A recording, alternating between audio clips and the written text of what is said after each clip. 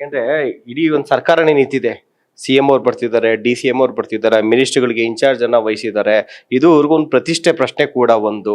ಜೊತೆಗೆ ನೀವು ಹೇಳ್ದಾಗೆ ಶಾಮನೂರ್ ಕುಟುಂಬ ಅಂತಂದ್ರೆ ಸಿಕ್ಕಾಪಟ್ಟೆ ಫೈನಾನ್ಷಿಯಲ್ಲೂ ಕೂಡ ಬಲಾಢ್ಯರು, ಜೊತೆಗೆ ಅಧಿಕಾರದಲ್ಲೂ ಕೂಡ ಬಲಾಢ್ಯರು. ಸೊ ಅವ್ರನ್ನ ಫೇಸ್ ಮಾಡುವಂತದ್ದು ಇದೆಯಲ್ಲ, ನಿಮ್ಮ ಸ್ಟ್ರಾಟಜಿ ಹೇಗಿರುತ್ತೆ ಅಂತ? ಸೊ ಇಲ್ಲಿ ಬಿಜೆಪಿ ಕೂಡ ಅದೇ ರೀತಿ ದೊಡ್ಡ ಮಟ್ಟದ ಫೈಟ್ ಕೊಡ್ತಾ ಇದೆ. BJP national level, state level ದೊಡ್ಡ ದೊಡ್ಡ ಲೀಡರ್ಸ್ ಏನಿದ್ದಾರೆ ಅವರು ಕೂಡ ಬಂದು ಹೋಗ್ತಾ ಇದ್ದಾರೆ. ಖಂಡಿತ ಸರ್ಕಾರ ಅವ್ರ ಕಡೆ ಇರ್ಬೋದು, ಬಟ್ ಹಂಗಂದ ತಕ್ಷಣ ಜನಗಳು ಮನಸ್ಸನ್ನ ಬದಲಾಯಿಸಕ್ಕಾಗಲ್ಲ.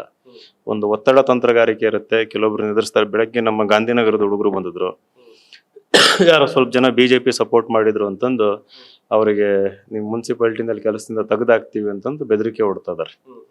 ಯಾರು ಅವ್ರ ಚೇಲಗಳು ಯಾರು ಇರ್ತಾರೋ ಅವ್ರು ಆ ರೀತಿ ಕೆಲಸ ಮಾಡ್ತಾ ಇದಾರೆ. ಈ ರೀತಿ ಎದುರಿಸೋದು ಬೆದರಿಸೋದು ಮಾಡ್ತಾರೆ. ಬಟ್ ಹಂಗಂದ ತಕ್ಷಣ ಅವನು ಹೋಗಿ ಬಿಜೆಪಿ ಓಟ್ ಹಾಕಲ್ಲ ಅನ್ನಂಗಿಲ್ಲ. ಅವನು ಸೈಲೆಂಟ್ ಆಗಿ ಅವನು ಓಟ್ ಹಾಕೋದ್ರ ಜೊತೆಗೆ ಇನ್ನೊಂದು 10 ಜನದ ಹತ್ರ ಓಟ್ ಹಾಕಿಸ್ತಾನ ಅವನು. ಇದು ಚೈನ್ ರಿಯಾಕ್ಷನ್ ಆಗ್ತದೆ. ನೀವು ಎಷ್ಟು ದಬ್ಬಾಳಿಕೆ ಮಾಡ್ತೀರಿ ಅಷ್ಟು ನಿಮಗೆ ಕೌಂಟರ್ ಪ್ರೊಡಕ್ಟಿವ್ ರಿವರ್ಸ್ ಆಗ್ತದೆ.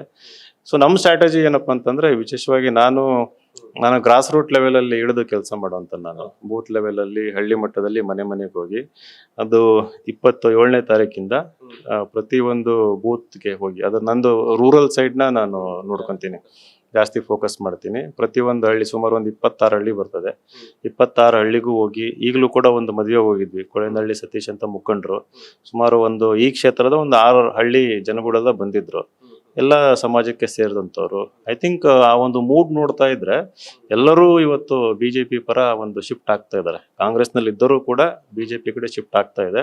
ಸೊ ನಮ್ಮ ಕೆಲಸ ಏನೋ ಸ್ವಲ್ಪ ಸುಲಭ ಆಗ್ತದೆ. ಏನು 1-2 ರೌಂಡ್ ಹೋಗ್ಬಿಟ್ಟು ಅವರಿಗೆ ಮನೆಯಲ್ಲಿ ಕೂತ್ಕೊಂಡು ಅವರಿಗೆಲ್ಲ ಸ್ವಲ್ಪ ಮನವೊಲಿಸಿ, ಈ ಚುನಾವಣೆಯಿಂದ ನಮ್ಮಂತ ಯುವ ನಾಯಕರು ಬೆಳಿಬೇಕು, ಈ ಕ್ಷೇತ್ರದಲ್ಲಿ ಬದಲಾವಣೆ ಬರ್ಬೇಕಂತಂದ್ರೆ ನೀವು ನಿಮ್ಮ ಆಲೋಚನೆ ಬದಲಾಯಿಸ್ಕೋಬೇಕು. ಬಿಟ್ಬಿಡ್ರಿ, ಅದು ಹಳೆ ಮೈಂಡ್ ಸೆಟ್ ಬಿಟ್ಟಾಕಿ. ನಾವು ಕಾಂಗ್ರೆಸ್ ಅಂದ್ರೆ ಹಂಗೆ ಹಿಂಗೆ, ಹೊಸ ಆಲೋಚನೆ ಬರಬೇಕು ಅಲ್ವಾ? ಸೊ ನಾವು ಅದೇ ಬೂತ್ ಮಟ್ಟದಲ್ಲಿ, ವ್ಯಕ್ತಿ ಮಟ್ಟದಲ್ಲಿ ಮನೆ ಒಳಗೆ ಹೋಗಿ ಕೆಲಸ ಮಾಡ್ತೀವಿ.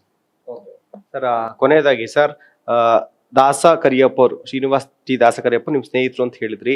ಅವರ ಒಂದು ಸಂಘಟನೆ ಆಗಿರ್ಬೋದು, 20 ವರ್ಷದ ಅವ್ರು ಬಿಜೆಪಿಯಲ್ಲಿ ಪಟ್ಟಿರೋ ಶ್ರಮ ಆಗಿರ್ಬೋದು, ಸೊ ಅವ್ರಿಗೆ ಒಂದು ಸೂಕ್ತ ಅವಕಾಶ ಸಿಕ್ಕಿದೆ ಅಂತ ನೀವು ಅಂತೀರಾ? ಒಂದು, ಅದು ಹೇಗೆ ಅವರು ಇದನ್ನ ಫೇಸ್ ಮಾಡ್ತಾರೆ ಅಂತ? ಬಹಳ ಎಫೆಕ್ಟಿವ್ ಆಗಿ ಫೇಸ್ ಮಾಡ್ತಿದಾರೆ. ಅವ್ರು ಏನು ರೆಸ್ಟ್ ತಗೊಳ್ದಂಗೆ ಬೆಳಗಿಂದ ರಾತ್ರಿ ಆಲ್ರೆಡಿ ಕಾಲ್ನಡಿಗೆನಲ್ಲಿ ಮನೆ ಹೋಗ್ತಾ ಇದ್ದಾರೆ. ಅವರ ಮನೆಯವರು ಕೂಡ ಬಹಳ ಇನ್ವಾಲ್ವ್ ಆಗಿದ್ದಾರೆ. ಆಮೇಲೆ ಅವರಿಗೆ ಗೊತ್ತಿಲ್ಲದೇನೆ ಹಲವಾರು ತಂಡಗಳು ಹಲವಾರು ಹಳ್ಳಿಗಳಲ್ಲಿ ಹಲವಾರು ಮಟ್ಟದಲ್ಲಿ ಕೆಲಸಗಳು ಕೂಡ ಮಾಡ್ತಾ ಇದ್ದಾವೆ. ಅವರು ಜನಾನುರಾಗಿ, ಅಂದ್ರೆ ಈ ಕ್ಷೇತ್ರದಲ್ಲಿ ಯಾವಾಗ್ಲೂ ಇಲ್ಲೇ ಕಾಫಿ ಬಾರಲ್ಲಿ ಟೀ ಕುಡಿಯೋದು, ನಮ್ಮ ಕುಂದವಾಡಕೆರೆನಲ್ಲಿ ವಾಕ್ ಹೋಗೋದು, ಸುಲಭ ಕೈ ಸಿಕ್ಕೊಂಡು ಪಾಪ ಇಲ್ಲೇ ಓಡಾಡ್ಕೊಂಡಿರೋಂಥ ವ್ಯಕ್ತಿ, ಜನಗಳ ಮಧ್ಯೆ ಇರೋಂಥ ವ್ಯಕ್ತಿ. ಸೊ ಹಾಗಾಗಿ ಅವ್ರ ಬಗ್ಗೆ ಒಲವಿದೆ. ಆಮೇಲೆ ಒಳ್ಳೆ ವ್ಯಕ್ತಿ ಅನ್ನೋ ಹೆಸರಿದೆ, ಎಲ್ಲಿ ಕಳಂಕಿತರಾಗಿಲ್ಲ, ಹೆಸರು ಕೆಡ್ಸ್ಕೊಂಡಿಲ್ಲ, ಯಾವುದೇ ಸಿಂಗಲ್ FIR ಕೂಡ ಇಲ್ಲ. ಸೊ 100% ಅವರು ಗೆದ್ದು ಬಂದೇ ಬರ್ತಾರೆ.